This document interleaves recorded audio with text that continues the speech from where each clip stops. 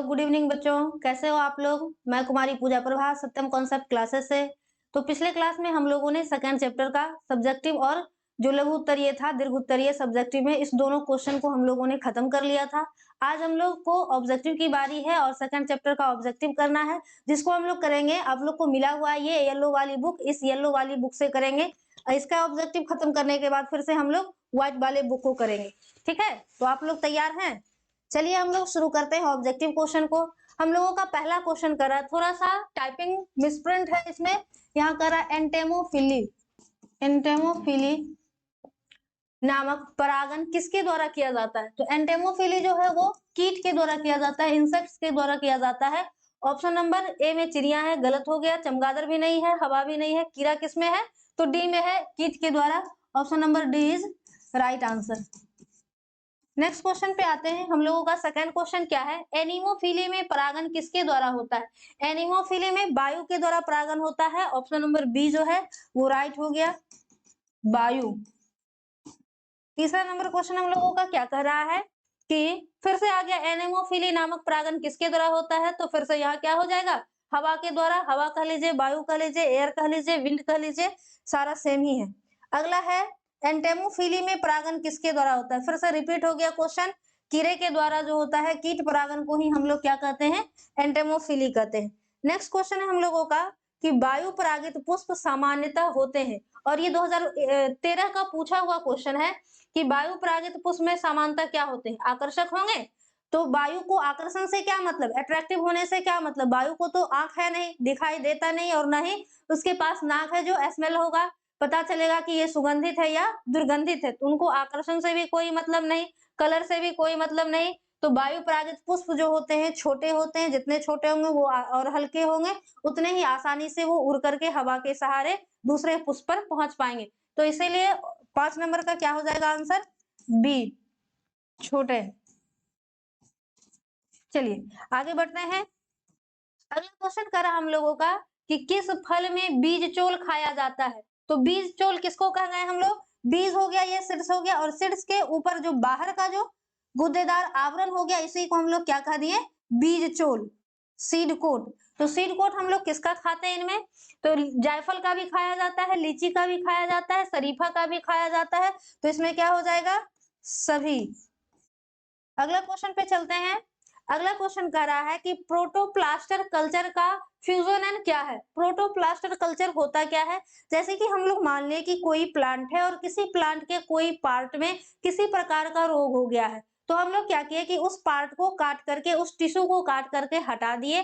तो ये किसके सहारे किया जाता है? हम लोग कैसे जानेंगे कि इस पार्ट में रोग है? तो उसको चेक के लिए क्या किया जाता है? पीईजी किया जाता है। और ये 2015 का पूछा हुआ क्वेश्चन है। B is the right answer. 7 का आंसर क्या हो जाएगा? B, PEG. नेक्स्ट क्वेश्चन पे बढ़ते हैं। अगला क्वेश्चन है मुकुलन द्वारा जनन किसमें होता है? तो ईस्ट है, पैरामीशियम है, पेनिसिलियम है। तो ईस्ट में क्या होता है? इसमें मुकुलन द्वारा जनन की क्रियाएं होती है। पैरामीशियम में द्विखंडन होता है और पेनिसिलियम में कोनिडिया के द्वारा अचल बीजाणु जनन की प्रक्रियाएं होती है। इसलिए 8 का आंसर क्या हो जाएगा? East, option number A. अगला क्वेश्चन है बीज चोल खाया जाता है, तो बीज का जो बाहरी हिस्सा है हम लोग किसका खाते हैं? तो सिर्फ और सिर्फ इसमें हो जाएगा शरीफा। सेब का हम लोग क्या खाते हैं? पुष्पासन खाया जाता है सेब का। और संतरा का हम लोग जूसी हेयर हम लोग खाते हैं, जो रसीले फल, रसीले जो हेयर लाइक स्ट्रक्चर होते हैं, नींबू, संतरा, मौसमी, इन सबों के अंदर वो खाया जाता है। ठीक है, तो इसका आंसर क्या हो जाएगा? शरीफा। अगले क्वेश्चन की तरफ हम लोग बढ़ते हैं। अगला क्वेश्चन क्या कह रहा है कि किसमें कृत्रिम बीज का निर्माण किया जाता है? किस विधि के द्वारा हम लोग कृत्रिम बीज का निर्माण करेंगे? तो कायिक भ्रूण के द्वारा हम लोग क्या करते हैं? कृत्रिम मतलब मानव अपने अनुसार कायिक भ्रूण का निर्माण करेगा और उसी से क्या करेगा? बीजों का निर्माण कर देगा। अगला क्वेश्चन है निम्न भ्रूण कोश की सेंट्रल कोशिका है, मतलब इसमें से कौन सा सेंट्रल कोशिका है भ्रूण कोश की? तो ये हो गया हम लोगों का भ्रूण कोश। और सेंट्रल कोशिका का मतलब हो गया कि जो सेंटर में है। और सेंटर में हम लोग क्या देखे थे कि एक सेल के अंदर 2 न्यूक्लियस पाए जाते थे, जिसको हम लोग क्या कहते थे? द्वितीयक केंद्रक या सेकेंडरी न्यूक्लियस कहते थे। तो खोजो कहाँ है द्वितीयक केंद्रक? Option number b is the right answer. 11 का हो गया बी। अगले क्वेश्चन की तरफ बढ़ते हैं। हम लोगों का अगला क्वेश्चन है, निम्न में से किसमें जल के द्वारा परागन होते हैं? तो ऐसा इसमें से कौन सा पौधा है जिसमें जल के द्वारा परागन होता है? अब हम लोग थोड़ा सा गौर करें। जलकुंभी भी एक जलीय पौधा है, कमल भी एक जलीय पौधा है, हाइड्रीला भी एक जलीय पौधा है। तो इसमें से किसमें जल के द्वारा परागन होता है? सारे तो जलीय पौधे हैं। तो इसमें क्या हो जाएगा कि जलकुंभी और कमल के जो पौधे होते हैं वो सेंटेड होते हैं, इसलिए उनपे कीट अट्रैक्ट होता है और देखने में भी सुंदर होता है। तो जलकुंभी में और कमल में कीटों के द्वारा परागन की क्रियाएं होती हैं। तो बच क्या गया? Option number C is the right answer, हाइड्रिया।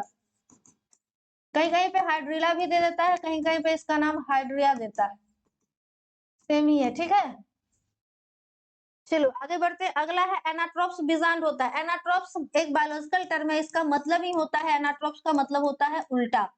ठीक है, option number b is the right answer.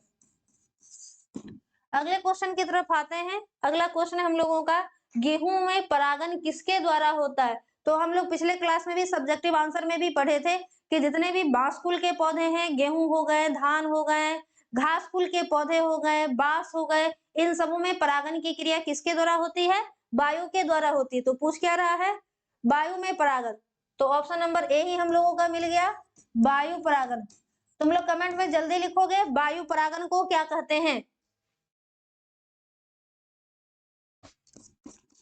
Next question है, क्रमिक विकास में योगदान। 2016 का पूछा हुआ क्वेश्चन है कि किस प्रक्रिया के द्वारा हम लोग विकास में योगदान करेंगे, क्रमिक विकास में। तो हम लोग क्या देखते हैं कि स्वपरागन अगर होगा तो सेम प्लांट के मतलब सेम फ्लावर, एक ही प्लांट है उसी में एक ही फूल है, बाइसेक्सुअल फ्लावर है, स्टिग्मा से उठकर परागकण पोलन ग्रेन से निकलकर ये परागकोश से पोलन ग्रेन निकल करके स्टिग्मा पर चला जाता है। तो क्या हो रहा है कि इसमें अगर पौधे में किसी तरह का डिजीज है या उसका जो भी जीन स्ट्रक्चर है वो सेम रह जाता है, इसीलिए उसमें क्या कुछ भी परिवर्तन आएगा?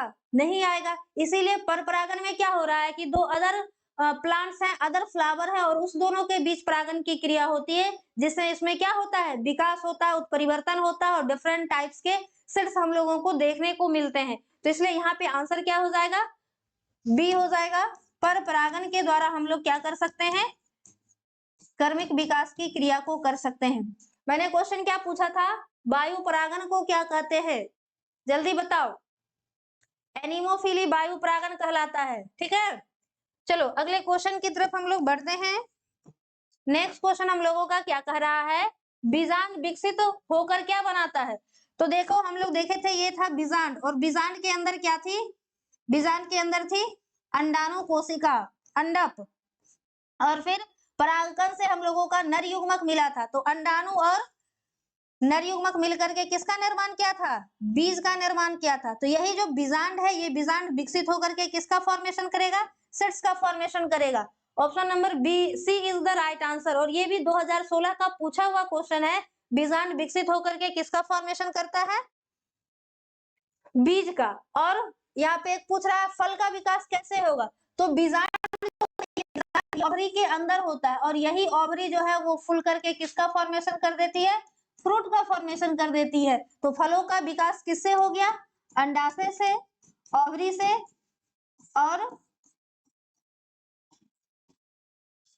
और बीजांड से बीज का निर्माण होता है, बीज का विकास होता है। अगले क्वेश्चन की तरफ चलते हैं। अगला क्वेश्चन है, पुष्पासन खाया जाता है। तो हम लोगों ने सब्जेक्टिव वाले क्वेश्चन में पढ़ा था कि असत फल जो है उसका विकास दलपुंज, बाह्यदलपुंज या पुष्पासन से होता है। तो पुष्पासन किसका खाया जाएगा? जो इसमें असत फल होगा। तो इसमें देख लें कौन असत फल है। तो नंबर बी 17 का क्या हो जाएगा? बी नंबर ऑप्शन, सेब जो है वो असत फल है, और हम लोग इसका क्या खाते हैं? पुष्पासन खाते हैं। और देख लो कितना इंपोर्टेंट क्वेश्चन है, 2016 में भी पूछा है और 17 में भी पूछा है। चलिए आगे क्वेश्चन पे आते हैं। अगला क्वेश्चन क्या करा हम लोगों का? अणु उन्मूलीय परागन वाले पौधे निश्चित रूप से होते हैं। तो अणु उन्मूलीय स्वपरागन होता है, हम लोग पढ़े थे ना, एक क्लिस्टोगैमस फ्लावर, एक कैज्मोगैमस फ्लावर था। वो क्या करता है? जब तक डेवलप नहीं होता है तब तक उसके फूल खिलते ही नहीं है। तो जब तक डेवलप नहीं होगा, अंदर में परागन की क्रिया नहीं होगी, तब तक खिलेगा ही नहीं। तो उसमें बाहर से पोलन ग्रेन आएंगे, पर परागन की क्रिया संभव है? नहीं संभव है। तो ऐसे फूलों में क्या होते हैं, स्वपरागन की क्रियाएं होती हैं। और इसका एग्जाम्पल क्या था, ऑक्जेलिस था, वायोला था, ऑक्जेलिस और कैमोलिना। ये 3 ऐसे फ्लावर थे जिसमें जो अनमूल्य परागन जिनमें होता है और ये स्वपरागन करते हैं खुद से ही, बाइसेक्सुअल फ्लावर होते हैं ऐसे। अगला क्वेश्चन क्या करा हम लोगों का कि इसमें से कौन सा फल कूट फल, यहाँ पे थोड़ा सा मिस हो गया है, कूट को फूट लिख दिया है। कूट कह दें, झूठ कह दें, मिथ्या कह दें, फॉल्स कह दें, तो इनमें से कौन सा कूट फल है, जल्दी से देख लो। पिछले क्वेश्चन में भी हम लोगों ने देखा है कि जिसका विकास अंडाशय से न हो करके पुष्प के अन्य भाग से हो, वैसे फल को हम लोग क्या कहेंगे, कूट फल, आभासी फल या मिथ्या फल कहेंगे। तो option number D is the right answer, save हो जाएगा यहाँ पे इसका सही उत्तर। अगला क्वेश्चन क्या कर रहा है कि भ्रूणपोष का क्या कार्य है, नाम में छुपा हुआ है आंसर, भ्रूण पोष। पोष मतलब क्या हो गया, न्यूट्रिशन प्रदान करना, पोषण प्रदान करना। तो भ्रूणों को पोषण देने का काम कौन करता है, भ्रूणपोष करता है। चलो आओ देखते हैं आंसर क्या हो जाएगा। यहाँ पे प्रिंटिंग मिस्टेक है, ए आंसर नहीं होगा, इसका आंसर हो जाएगा बी। क्वेश्चन नंबर जो 20 है 2017 में पूछा गया है, यहाँ पे भ्रूणपोष का कार्य पूछ रहा है। भ्रूणपोष का कार्य क्या है, भ्रूणों को पोषण प्रदान करना, खाना पीना देना। ठीक है, चलो हम लोग नेक्स्ट क्वेश्चन की तरफ बढ़ते हैं। अगला क्वेश्चन है गैमीट के युग्मन को क्या कहते हैं। जब दो गैमेट आपस में संलयित होते हैं तो यह प्रक्रिया निषेचन कहलाती है, या हम लोग इसको सिंगेमी कहते हैं। तो चलिए देखते हैं ऑप्शन में क्या है, परागन, पार्थेनोजेनेसिस, सिंगेमी है। यहाँ पे निषेचन नहीं दिया है। और हम लोग बार बार कहते हैं कि जो बायोलॉजी का टर्मिनोलॉजी है, सारे टर्मिनोलॉजी को ध्यान में रखेंगे। यहाँ पूछ दिया सिंगेमी और तुम लोगों को याद रहता है हमेशा निषेचन, तो अभी ऑप्शन खोलता रहे, निषेचन तो है ही नहीं, क्वेश्चन गलत है। नहीं, यहाँ पे इसका आंसर क्या हो जाएगा, नंबर बी, सिंगेमी। ठीक है, और ये 2017 का पूछा हुआ क्वेश्चन है। नेक्स्ट क्वेश्चन पे आते हैं। अगला क्वेश्चन है भ्रूणपोष की उत्पत्ति किसके द्वारा होती है। तो हम लोग देखे थे मेल को हम लोग क्या कहते थे, मेल गैमीट बनाने वाला जो bag like structure, sac like structure था, उसको लघु बीजाणुधानी कहते थे। और जो फीमेल मतलब जो भ्रूणपोष का निर्माण करती है, फीमेल गैमीट का निर्माण जिस स्ट्रक्चर के अंदर होता है, उसको हम लोग गुरु बीजाणुधानी कहते हैं। क्यों कहते हैं, क्योंकि मेल गैमेट जो होता है वो फीमेल गैमेट की तुलना में बहुत ही छोटा होता है, इसीलिए उसका निर्माण जिस सैक लाइक स्ट्रक्चर में होता है उसको लघु बीजाणुधानी और इसको गुरु बीजाणुधानी कहते हैं। तो पूछ रहा है भ्रूणपोष क्या है, तो फीमेल का पार्ट था जो क्या करता था, भ्रूणों को पोषण प्रदान करने का काम करता था। तो भ्रूणपोष की उत्पत्ति कहां से होगी, option number D is the right answer, गुरु बीजाणु।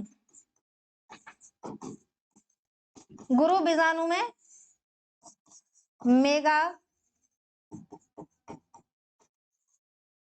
स्पोरेंजियम में भ्रूणपोष का निर्माण होता है। चलिए आगे बढ़ते हैं। अगला है परागकोश का बाह्यचोल बना होता है किसका। तो परागकोश का जो बाह्यचोल होता है वो एस्पोरोपोलोनिन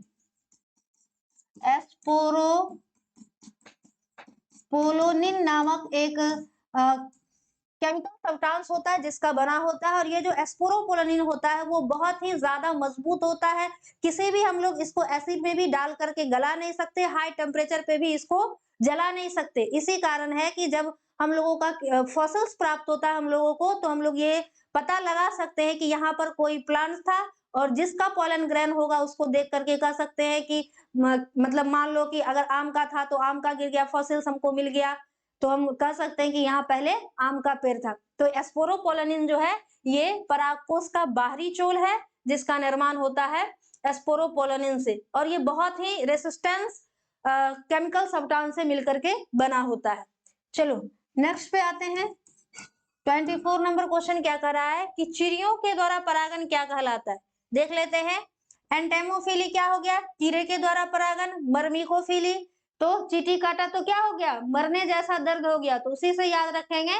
मर्मिकोफिली किसके लिए, चींटी परागन को मर्मिकोफिली। आ जाइए सी नंबर क्या हो गया, ऑर्निथोफिली, चिड़िया द्वारा परागन क्या कहलाएगा, ऑर्निथोफिली, और एक बच गया चेरेप्टेरोफिली। चमगादड़ द्वारा होने वाले परागण को क्या कहेंगे? चेरेप्टेरोफिली। क्लियर है? आ रहा है समझ में? ध्यान से पढ़ोगे समझोगे तो सारा याद ही हो जाएगा, फिर से बुक पलटने की आवश्यकता नहीं होगी। इसीलिए ज्यादा से ज्यादा इस वीडियो को लाइक करो, शेयर करो, दोस्तों को जोड़ो और सभी जुड़ करके आराम से पढ़ाई करो। ठीक है, चलो आगे बढ़ते हैं। 25 नंबर क्वेश्चन क्या कह रहा है कि लघु बीजाणुधानी के आंतरिक पोषण भित्ति क्या कहलाती है? तो जो थोड़ा सा हम लोग लघु बीजाणुधानी के डायग्राम को देख लेते हैं। ये हो गया हम लोगों का लघु बीजाणुधानी, और ये जो लघु बीजाणुधानी होता है ये 4 लेयर से घिरा हुआ स्ट्रक्चर होता है। सबसे बाहर वाला लेयर क्या होता है? जल्दी कोई कमेंट करो, बताओ क्या होता है? देखो सबसे बाहर क्या होता है? एपिडर्मिस। सेकंड वाला क्या हो गया? इंडोथीसियम। और थर्ड वाला हो गया मिडल लेयर। और जो सबसे लास्ट वाला पोर्शन होता है उसी को हम लोग क्या कहते हैं? टैपिटम। ये जो टैपिटम है, ये टैपिटम को जो परागकण है वो टैप टैप करता है, नॉक करता है कि हमको पोषण दो। ऐसे याद रखेंगे, टैपिटम क्या करता है? जो परागकण होता है उसको न्यूट्रिशन प्रदान करने का काम करता है। और सबसे आंतरिक लेयर होता है, इसमें पूछ क्या रहा है? हाँ, आंतरिक लेयर के बारे में ही पूछ रहा है। और ये भी लगा दिया है, ये पोषण भित्ति कहलाती है क्योंकि परागकण को पोषण प्रदान करने का काम करती है। चलो अगले क्वेश्चन की तरफ हम लोग बढ़ते हैं। अगला क्वेश्चन है, निम्नांकित में से किस पौधे के प्रजातियों में बीज का उत्पादन असंग जनन के द्वारा होता है? और ये 2018 का पूछा हुआ क्वेश्चन है। तो असंग जनन का जो प्रोसेस होता है 26 नंबर क्वेश्चन का, ए इज द राइट आंसर। एस्ट्रोसिया और धरा में होता है, सरसों में असंग जनन नहीं होता है, यहाँ मिसप्रिंट कर दिया है, बी नंबर ऑप्शन नहीं होगा, ए होगा। चलो आगे बढ़ते हैं। अगला है, इसमें से कौन कायिक प्रवर्धन नहीं करता है? किसके द्वारा कायिक प्रवर्धन की क्रियाएं नहीं होती? प्रकंद के द्वारा होता है, शाखा के द्वारा होता है। चूसक क्या नहीं होना चाहिए यहाँ, या तो वल्ब कर देता या स्तंभ कर देता। ठीक है, और ये जो चल बीजाणु है वो अलैंगिक जनन के द्वारा होता है। अलैंगिक जनन का एक टाइप है जो किसमें होता है? जल्दी कमेंट करो, कोई बताओ। सवाल में होता है। ठीक है, तो इसीलिए 27 नंबर का आंसर क्या हो जाएगा? चल बीजाणु, जूस्पोर।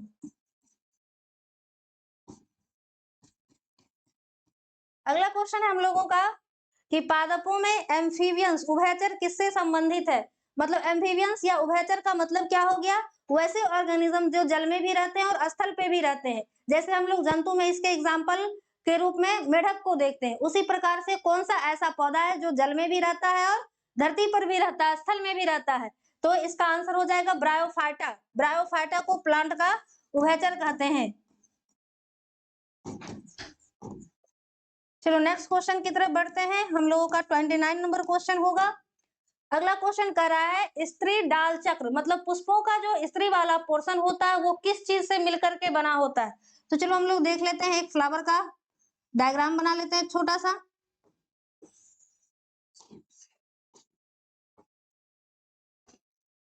चलो अब तुम लोग बता दो तो इसमें स्त्री केसर जो है वो किन किन चीजों से मिलकर के बना हो गया? तो जो हम लोगों को पॉट लाइक स्ट्रक्चर में घड़े के मुंह के जैसा घुंडी जैसा स्ट्रक्चर दिख रहा है उसको हम लोग क्या कहते हैं? एस्टिग्मा। और ये लंबी सी गर्दन जैसी सुराही जैसी घड़ी के जो गर्दन होती है वैसा जो स्ट्रक्चर दिख रहा है उसको क्या कहेंगे? स्टाइल। और जो स्वेलिंग वाला पार्ट दिख रहा है घड़ा जैसा उसको हम लोग क्या कहेंगे? ओवरी। तो एस्टिग्मा, स्टाइल और ओवरी मिलकर के स्त्री केसर का निर्माण होता है, पिस्टिल का फॉर्मेशन होता है। चलो दे दिया, सब दे दिया है। एस्टिग्मा, स्टाइल और ओवरी, वर्तिकाग्र, वर्तिका और अंडाशय मिलकर के स्त्री केसर अर्थात स्त्री वाले भाग का निर्माण होता है। इसीलिए राइट आंसर क्या हो जाएगा? 29 का डी, सभी हो जाएगा। ठीक है, लास्ट क्वेश्चन पर हम लोग पहुंचते हैं। हाँ, इस चैप्टर का लास्ट क्वेश्चन मिल गया अब हम लोगों को।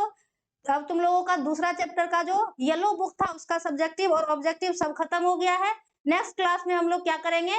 व्हाइट वाले बुक जो तुम लोगों को मिला है और जो बच्चे नहीं खरीदे हैं वो आकर के कोचिंग में संपर्क करेंगे। मात्र 99 रुपीज में वो बुक मिल रहा है जिसका हम लोग अगले दिन ऑब्जेक्टिव करेंगे। तो चलिए हम लोग लास्ट क्वेश्चन को देख लें। वेलिस्नेरिया के पुष्प में परागन किसके द्वारा होता है? और ये 2019 का पूछा हुआ क्वेश्चन है। तो वेलिस्नेरिया एक जलीय जीव है, जिसका जलीय पौधा है, जिसमें जल के द्वारा परागन होता है, हाइड्रोफिली द्वारा। हाइड्रोफिली ऑप्शन नंबर कितना में है? सी में है, तो सी हो जाएगा हम लोगों का राइट आंसर। चलो, सबको समझ में आया? मजा आया ऑब्जेक्टिव करके? याद हो गया? चलो, आज हम लोग इतना ही पे रखते हैं, फिर हम लोग ऑब्जेक्टिव ही करेंगे अगले वाले क्लास में।